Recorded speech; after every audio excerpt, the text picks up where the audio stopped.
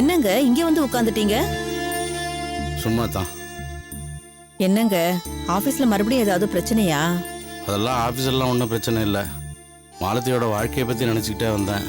அது என்ன ஆகுமோ எதாகுமோன்னு எனக்கு ஒன்றும் புரியல. அதான் அந்த கவலையிலே அப்படியே வந்ததும் உட்காந்துட்டேன். அவளுக்கு என்னங்க, எல்லாம் நல்லபடியா தான் முடிஞ்சிடுச்சே. மாப்பிள்ளையும் திருந்தி வந்துட்டாரு. மாப்பிள்ளை திருந்தி வந்துட்டாருன்னு நினச்சி சந்தோஷப்படுறதா, இல்லை மாலத்தி இன்ன வரைக்கும் ஒரு வார்த்தை கூட அவர்கிட்ட பேசாமல் இருக்காளேன்னு நினச்சி கவலைப்படுறதா, ஒன்றுமே எனக்கு புரியலம்மா. எல்லாம் போக போக சரியாயிடுங்க. மாப்பிள்ளை மனசு மாறின மாதிரி இவளும் மாறிடுவாங்க. நீங்க ஒண்ணும் கவலைப்படாதீங்க. மாலத்தி எப்போ மாறுறது? இல்லை அது மாறுறதுக்குள்ள மாப்பிள்ளைக்கு மனசு மாறி அவர் எப்போ மறுபடியும் கோச்சிக்கிட்டு வெளியே போயிடுவாரான்னு தான் பயமா இருக்கு. அப்படியெல்லாம் ஒண்ணும் நடக்காதுங்க. அடி மேல அடி வச்சா அம்பியும் நகரும்னு சொல்லுவாங்க. மாப்பிள்ளை கொஞ்சம் கொஞ்சமா மாறினத பார்த்தா அவளும் மாறிடுவாங்க. அப்படி இல்லைன்னா நாம எடுத்து சொல்லி அவ மனச மாத்திடலாங்க. குழந்தை அழுதுவார்.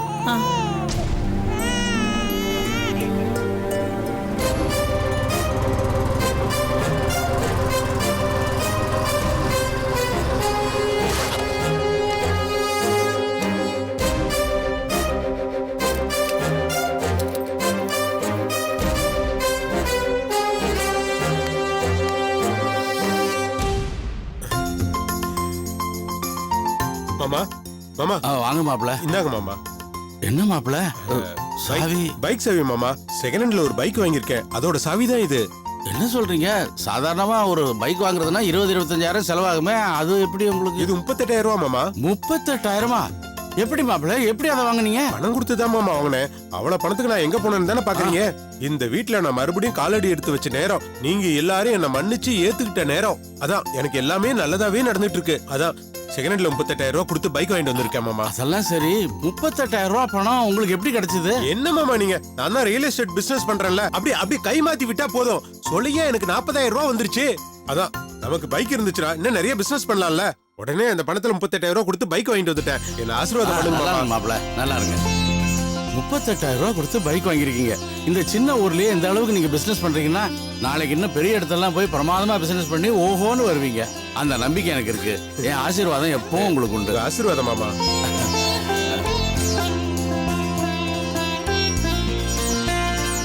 என்ன மாலதி அப்படி பாக்குற? வெளியில நிக்குது இல்ல, அது நம்மளோட பைக் தான். அது நம்மளோடது இல்ல, உங்களோடது. அதுவும் உங்களது தானான்னு யாருக்கு தெரியும்? பணம் கொடுத்தாச்சு, சந்தேகமே படாத, நம்மளுதான். கொடுத்தீங்களா எடுத்தீங்களான்னு யாருக்கு தெரிய போகுது? மாலதி சும்மா இருமா. இவர் பண்ற கோல்மால்ல உங்களுக்கு தெரியாது. எப்பவோ தப்பு பண்ணிட்டேன், அதுக்காக எப்பவுமா தப்பு பண்ணுவேன்? வெளியில நிக்கிற பைக்கோட ஆர்சி புக், இன்சூரன்ஸ் எல்லாமே இருக்கு. இன்னும் 15 நாள்ல என் பேர்ல அது மாறிடும். அட என்ன மாப்பிள்ள, அவதான் உங்க பேர்ல நம்பிக்கை இல்லாம அப்படி கேட்டுக்கிட்டு இருக்கான்னா நீங்க என்னவோ பெருசா அவளுக்கு விளக்கம் கொடுத்துட்டு இருக்கீங்க. இல்ல மாமா, அவளுக்கு இன்னும் என் மேல நம்பிக்கை வரல. எப்போ ஏற்பட்ட சந்தேகம், இன்னும் அது தீரல. அதை தீர்க்க வேண்டியது என்னுடைய பொறுப்பு தானே. அதுக்காக கற்பூரத்து மேல அடிச்சா சத்தியம் பண்ண முடியும்? அப்படின்னா அதையும் செய்யறதுக்கு நான் தயாரா இருக்காத்த. இந்த ஊர் என்ன நம்பி எந்த பிரயோஜனமும் இல்ல. என் பொண்டாட்டி என்ன நம்பணும், அதுதான் முக்கியம். அட என்ன மாப்பிள்ள, இதுக்கு போய் நீங்க வருத்தப்பட்டுக்கிட்டு அவ கூடிய சீக்கிரமே நீங்க மாறிட்டீங்கிறத புரிஞ்சுக்குவா பாருங்க. மாமா, பைக் வாங்கின சந்தோஷத்துல சினிமாக்கு போறதுக்கு 2 டிக்கெட் வாங்கிட்டு வந்திருக்கேன். ஆனா மாலதிக்கு தான் இன்னும் என் மேல கோவம் போகல. அதனால மாலதிய... அட என்ன மாப்பிள்ள, இதுக்கெல்லாம் போய் எங்கிட்ட கேட்டுக்கிட்டு? அவ உங்க பொண்டாட்டி, அவளை எங்க வேணா நீங்க அழைச்சிட்டு போலாம். அதுக்கு உங்களுக்கு முழு உரிமையும் இருக்கு. நான் யாரோடையும் போக தயாரா இல்ல. பாத்தீங்களா மாமா, இதுக்குதான் நான் உங்ககிட்ட பர்மிஷன் கேட்டேன். அவ வருவா மாப்பிள்ள, நீங்க கூட்டிட்டு போங்க. போயிட்டு வாமா. அம்மா நான் போக மாட்டேன். மாலதி அடம் பிடிக்காதம்மா. ஆசாசியா டிக்கெட் வாங்கிட்டு வந்திருக்காரு. இப்ப நான் வரலன்னு சொன்னா எப்படிமா? எனக்கு எந்த ஆசையும் இல்லைன்னு அர்த்தம். இங்க பாரு, ஆசை இருக்கோ இல்லையோ புருஷனோட போறதுதான் அழகு. தயவு செஞ்சு போயிட்டு வாமா. அம்மா நீங்க என்ன சொன்னாலும் சரி, நான் அவர் கூட போக தயாரா இல்ல. மாலதி, என்ன மாலதி இப்படி பண்ற? பெத்தவங்க பேச்ச கூட கேட்க மாட்டியா? சரிம்மா, உன் கோவத்திலையும் நியாயம் இருக்கு, நான் இல்லைன்னு சொல்லல. இப்ப அவர் திருந்தி வந்து உன் கூட சந்தோஷமா வாழணும்னு ஆசைப்படுறாரு. புரிஞ்சுக்கோன்னு தானே உன்னை நாங்க கெஞ்சிக்கிட்டு இருக்கோம். நீ என்னடானா அதை புரிஞ்சுக்காம யாரு பேச்சையும் கேட்க மாட்டேன்னு அடம் பிடிச்சா என்ன அர்த்தம்? அப்போ எங்களையும் அவமானப்படுத்தணும்னு நினைக்கிறியா? அப்பா நான் அப்படி சொல்லல. இந்த பாரு மாலதி, அவரோட நீ வெளியே போயிட்டு வா, நாங்க சொன்னா நீ கேட்கணும். அதுதான் எங்களுக்கும் பிடிக்கும். அப்பா நான் எதுக்கு சொல்றேன்னா கொஞ்சம் போன்னா கேட்கணும். போவியா மாட்டியா? அப்பா அப்பாவே சொல்றாருல, போயிட்டு வா. ம், புறப்படு. வா, ட்ரெஸ் பண்ணிக்கோ. வா. மாப்பிள, அவர் ட்ரெஸ் பண்ணிட்டு வந்துருவா. வர வரைக்கும் இங்க உட்காருங்க. இப்ப வந்துருவா. அது வரைக்கும் காஃபி இல்ல சாப்பிடுங்க. மாமா, இப்ப வரும்போது தான் சாப்பிட்டு வந்தேன்.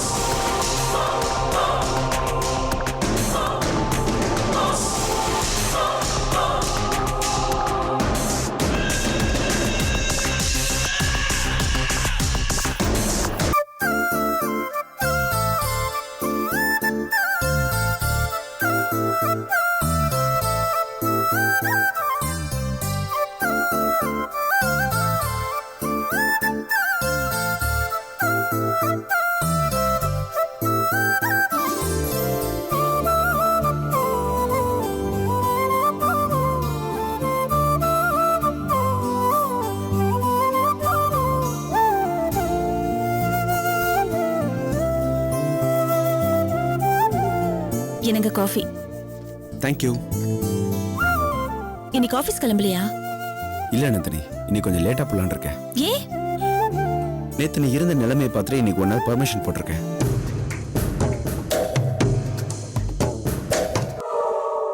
அது ஒரு சின்ன மயக்கம் தானே. நான் நல்லாதான் இருக்கேன். சின்ன மயக்கம் தான். நேத்து நீ தூங்கின தூக்கத்தை பார்த்து நானே பயந்துட்டேன். இனிமே அப்படி நடக்காம நான் பாத்துக்கிறேன். ஏதாவது நடக்கிற மாதிரி பாத்துக்க.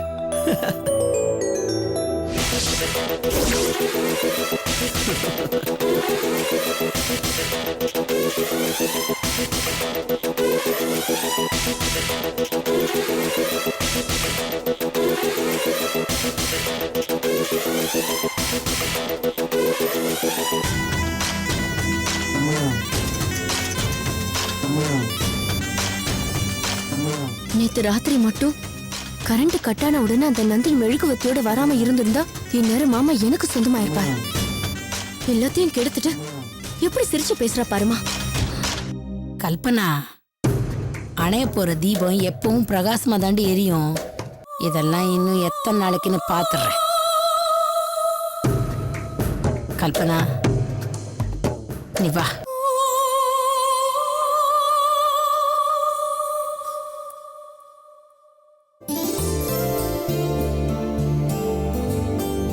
ஹாய் விஸ்வா. டேய் வாடா. என்ன காலையிலேயே? ஒன்றும் இல்லை மச்சான், உன் வீட்டுக்கு வந்து ஒரு காஃபி சாப்பிட்டு போலான்னு வந்தேன். ஒரே ஒரு காஃபி போதுமா? நந்தினி, முரளி வந்திருக்கிறான். ஒரே ஒரு காஃபி. சொல்ற அப்புறம்? மச்சான், கொஞ்சம் அர்ஜென்ட்டா ஊருக்கு போறேன். திரும்பி வர 10 நாள் ஆகும். 10 நாளா? ஏண்டா? ஃபேமிலி கோர்ட் போறேன் மச்சான். கேஸ் முடிய கொஞ்ச நாள் ஆகும். ஃபேமிலி கோர்ட்டா? எதுக்கு?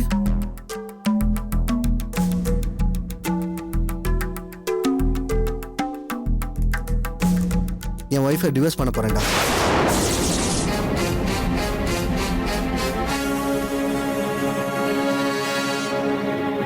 என்னடா சொல்ற மச்சான்? 2 வருஷம் கூட ஆகலையா கல்யாணம் ஆகி? என்னாச்சு? 2 வருஷம் போதும் மச்சான், இந்த 2 வருஷமே போதும். நான் அவளை கல்யாணம் பண்ணதுக்கு பேசாம பேச்சுலராகவே இருந்திருக்கலாம். டேய் சி, என்ன நடந்துச்சு? ஒண்ணுமே நடக்கலடா, அதான் பிரச்சனை.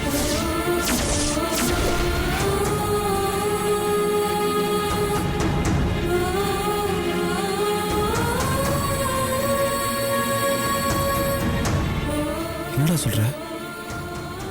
உன்கிட்ட சொல்றதுக்கு என்னடா விஸ்வா? என்னோட ஒய்ஃப் எப்ப பார்த்தாலும் கோவில் கோலம் விரதம்னு சொல்லி அதுலயே முழுகி இருக்கா. அவளுக்கு அதுதான் முக்கியம்னா என்ன எதுக்குடா மச்சான் கல்யாணம் பண்ணிக்கணும்? நீயே சொல்லு விஸ்வா, தாம்பத்திய உறவே இல்லாத லைஃப் எல்லாம் ஒரு லைஃபா?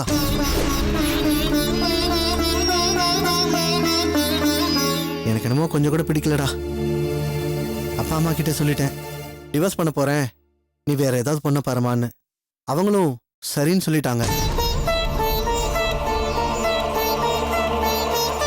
வேற பொண்ணா? என்னடா அது? இவ்வளவு நாள் பழகணும், ஒரு வார்த்தை கூட சொல்லல. யோசிச்சுதான் முடிவெடுத்தியா மச்சான்? இதுல யோசிக்கிறதுக்கு என்ன விஷயம் இருக்கு? உன்ன மாதிரி ஒய்ஃப் கூட சந்தோஷமா இருந்தா நான் ஏன் இந்த முடிவுக்கு வரப்போறேன்?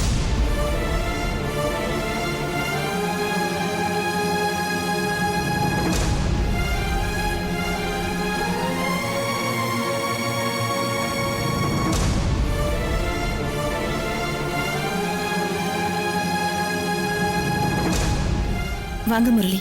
ஹாய், எப்படி இருக்கீங்க? நல்லா இருக்கேன்.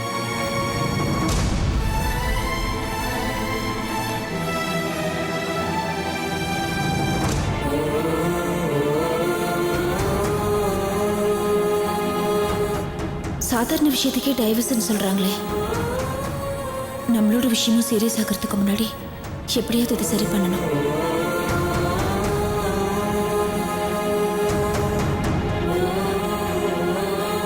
தாம்பத்திய உறவு இல்லைன்னா டைவர்ஸ் பண்ணிடுவாங்களா? அப்படின்னா ஒருவேளை விஸ்வாவும் என்னை டைவர்ஸ் பண்ணிடுவாரா? இல்ல, அவர் அப்படி ஒரு முடிவை எடுக்க விடக்கூடாது. அதுக்கு முன்னாடியே நாம அவர் கூட சந்தோஷமா இருக்கணும். எந்த ஒரு சூழ்நிலையிலையும் விஸ்வாவை அப்படி ஒரு முடிவை எடுக்க விடக்கூடாது.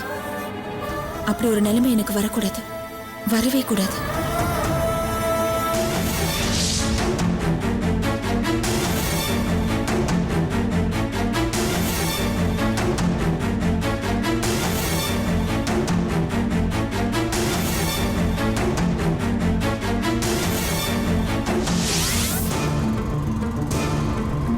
என்ன மாலதி, எதுவும் பேசாம வர?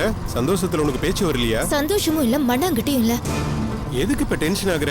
முதல்ல உன்னை வண்டியில பின்னாடி உட்கார வச்சுட்டு வரதுல எனக்கு எவ்வளவு சந்தோஷமா இருக்கு தெரியுமா? நான் எதுக்கு தெரிஞ்சுக்கணும்? இன்னும் என் மேல உனக்கு கோவம் போகலன்னு நினைக்கிறேன். கொஞ்சம் பைக்கை நிறுத்துறீங்களா?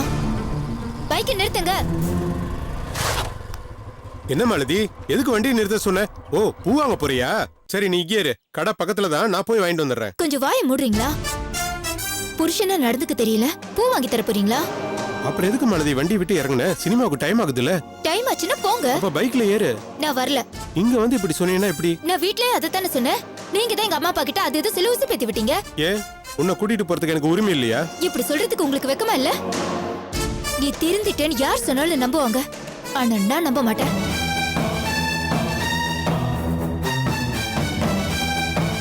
மாலதி, பூ மேல சத்தியமா சொல்றேன், நான் திரும்பிட்டேன். ப்ளீஸ் உட்காரு, படத்துக்கு டைம் ஆயிடுச்சு. நான் அதான் வரலன்னு சொல்றேன்ல. இத பாரு, அத்தை மாமா கேட்டா நான் என்ன பதில் சொல்லுவேன்? அந்த சிரமம் உங்களுக்கு வேண்டாம், நானே ஏதாவது சொல்லிக்கிறேன். இப்படி நடு வழியில வந்து சொன்னா எப்படி? நீங்களும் கல்யாணம் ஆகி கொஞ்ச நாள் கழிச்சு தானே கழுத்து அறுத்தீங்க. கத்தாத மாலதி, எல்லாரும் பாக்குறாங்க. அப்ப சத்தம் போடாம போய்கிட்டே இருங்க, ஏறி உட்காருன்னு சொல்லாதீங்க. உங்க பின்னாடி இவ்வளவு தூரம் உட்காந்துட்டு வந்ததுக்கே உங்க அப்பாவும் ஏன் பின்னாடி வந்துரும். இதான் உன் முடிவா? ஆமா, ஆனா வீட்டுக்கு வந்து நடந்தது சொன்னீங்க, அப்புறம் நான் மனுஷாவே இருக்க மாட்டேன்.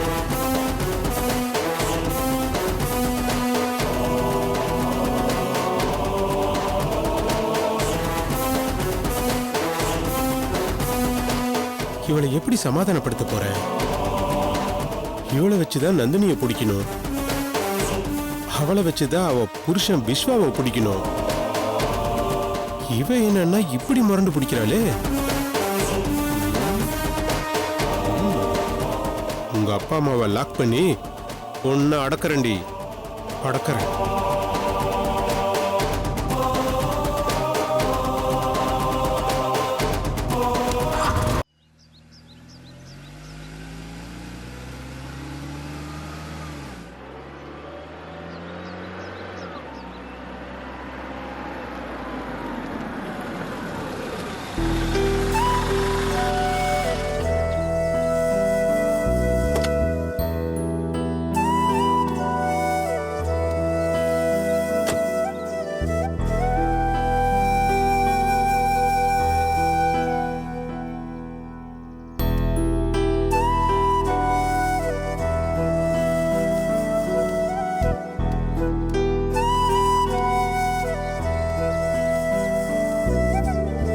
வா.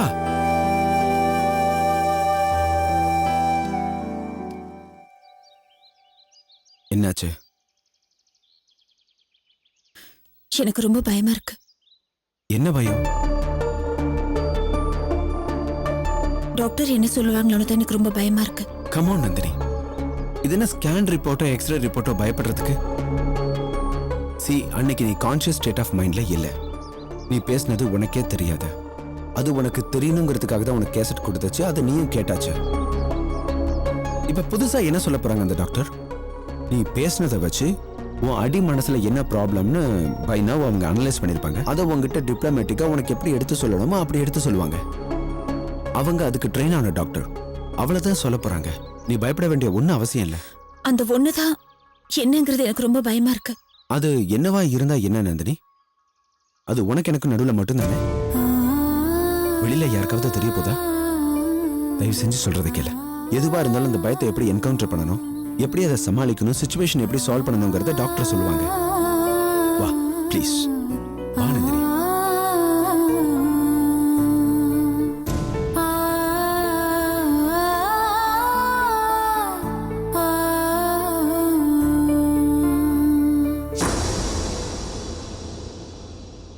How do you feel, Nandini? நர்வஸா இருக்கு டாக்டர். அதெல்லாம் தேவையில்லை, விரட்டி விட்டுருங்க. அப்புறம் கேசட்ல இருக்கிறது 2 பேரும் கேட்டிங்களா? பர்டிகுலரா நந்தினி நீங்க கேட்டிங்களா? கேட்டேன் டாக்டர். அதுல இருந்து உங்களுக்கு என்ன புரிஞ்சது? நான் லைஃப்ல சந்திச்ச சம்பவங்களை சின்ன வயசுல இருந்தே சொல்லியிருக்கேன். நான் மறந்து போன சில டீடைல்ஸையும் சொல்லியிருக்கேன். அதுதான் எனக்கு எப்படின்னே தெரியல டாக்டர். நாம எந்த விஷயத்தையும் மறக்கிறது இல்ல. மறந்த மாதிரி தெரிஞ்ச விஷயங்கள் நம்ம ஆழ் மனசுல போய் ஸ்டோர் ஆயிடும். அது அங்க இருந்துகிட்டே நமக்கு தெரியாமலே நமக்கு இன்ஸ்ட்ரக்ஷன் கொடுத்துக்கிட்டே இருக்கும். அந்த இன்ஸ்ட்ரக்ஷன் படிதான் நம்ம வாழ்க்கையில முடிவெடுப்போம், பேசுவோம், நடந்துக்குவோம். அதனாலதான் நாங்க முதல்ல ஆரம்ப விஷயங்களை சேகரிப்போம். அதன்படி அதுல இருந்து விடுபடுறதுக்கு ஐடியாஸ் கொடுப்போம். என்ன புரியுதா? கொஞ்சம் புரிஞ்ச மாதிரியும் இருக்கு, புரியாத மாதிரியும் இருக்கு. பரவாயில்ல விடுங்க. கேசட்டை நீங்க கேட்டதுல இருந்தே உங்க ஞாபகத்துல இருக்கும். இப்ப நான் சொல்றத அதோட இணைச்சு பாருங்க, உங்களுக்கே ஆன்சர் தெரியும். சின்ன வயசுல இருந்தே உங்க மனசுல ஒரு விஷயம் ஆழமா பதிஞ்சு போச்சு. அது பெண் ஆபத்துகளால சூழ்ந்திருக்கான்னு. மத்தவங்களுக்கு கட்டுப்பட்டவங்களுக்கு அடக்குமுறைக்கு உட்பட்டது. அவ வாழவே நிறைய போராட்டங்கள் இருக்கு. இப்படி பல விஷயங்கள் நீங்க பிறந்ததுல இருந்தே சந்திச்சதுனால பாதிப்புகள் உண்டானது. அதனால உங்க மனசுல பொண்ணா பிறக்க கூடாதுங்கிறதும் பெண் குழந்தைய பெத்துக்க கூடாதுங்கிறதையும் ஒரு முடிவா வச்சிருக்கீங்க. அந்த முடிவு நீங்க எடுத்ததுன்னு நான் சொல்ல மாட்டேன். அது உங்க ஆழ்மனசு எடுத்தது. அதுக்கு நீங்க கட்டுப்படுறீங்க, அவ்வளவுதான்.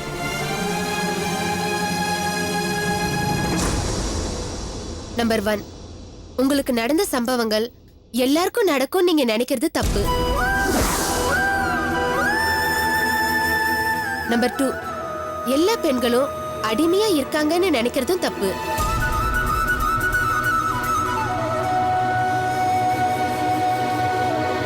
நம்பர் 3, பெண்களால் போராடதான் முடியுமே தவிர சாதிக்க முடியாதுன்னு நீங்க நினைக்கிறது தப்பு. நம்பர் 4, தாம்பத்திய உறவு கொண்டா பெண் குழந்தை தான் பிறக்கும்னு நினைக்கிறதும் தப்பு. அது பெண் குழந்தையாவே பிறந்தாலும் தப்பில்ல. அத முதல்ல புரிஞ்சுக்கோங்க.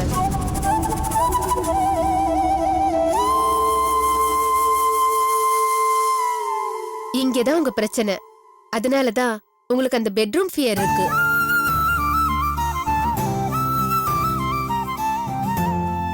நீங்க தோத்தவங்களையே பார்க்காதீங்க, ஜெயிச்சவங்கள பாருங்க. ஆண்கள் மட்டும்தான் சாதிக்கல, ஆண்களை விட பெண்கள் நிறைய பேர் சாதிச்சிருக்காங்க. சரித்திரத்துல கூட இடம் பிடிச்சிருக்காங்க. அதுக்கு ஒரு முடிவே இல்லாம போயிட்டு இருக்கு.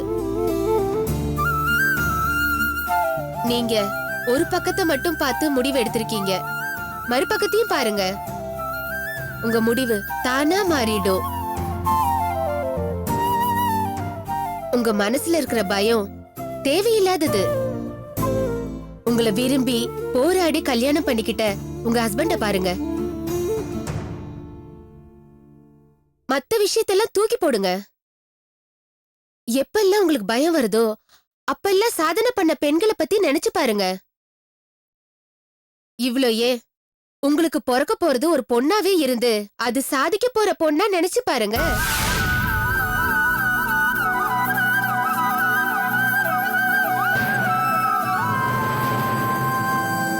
புரியுது டாக்டர். என்னோட குறைய, என்னோட பயம் என்னங்கறத இப்ப நான் புரிஞ்சுக்கிட்டேன். என்னோட பயத்தினாலதான் எனக்கு கல்யாணமே லேட் ஆச்சு. அதே பயத்தினாலதான் என் ஹஸ்பண்டையே நான் பயமுறுத்திருக்கேன்னு இப்ப நான் புரிஞ்சுக்கிட்டேன். இதுக்கு மேல நான் எதுவும் சொல்ல வேண்டிய அவசியம் இல்ல. கிளம்புங்க. உங்களை நான் அடுத்த முறை பார்க்கும்போது 2 பேரை பார்க்க கூடாது, 3 பேரை தான் பார்க்கணும். அதாவது உங்க குழந்தையோட தான் பார்க்கணும். கண்டிப்பா பாப்பீங்க டாக்டர்.